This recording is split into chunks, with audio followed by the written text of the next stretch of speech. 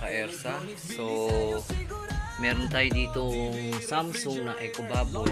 Ayan.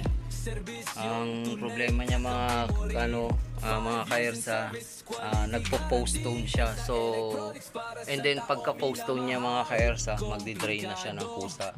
After that, hindi na gagalaw yung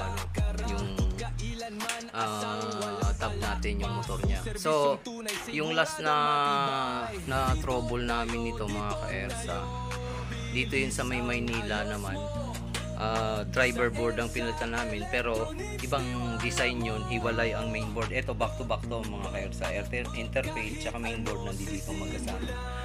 Okay mga ka-ERSA, so magbabaklas muna kami dito at balikan ko po kayo. Thank you and God bless po. Mga ka-ERSA, so ito nakikita niya sa vibration pa lang ng motor, umaandar na siya. So nag-i-spin na siya ngayon mga ka-ERSA. Dati yung pinadal yung minessage sa akin ni sir, kahit saan mo iset, nagkakaroon siya ng isang single tone and then magde-drain na, and then after that wala na talagang movement. So yan mga ka-ERSA, hawak ko yung PCB, so hindi ako maka-thumbs up. Sabihin na lang natin tong goods na to and thumbs up na. Thank you po mga ka-ERSA and God bless po. Mamaya magpapapicture ako kay sir. Okay mga ka-ERSA, so ito na ang resulta, naglalaban na kami ni sir. Ayan mga ka-ERSA. Hindi ko na nabanggitin ko anong company, 17,000 sana to.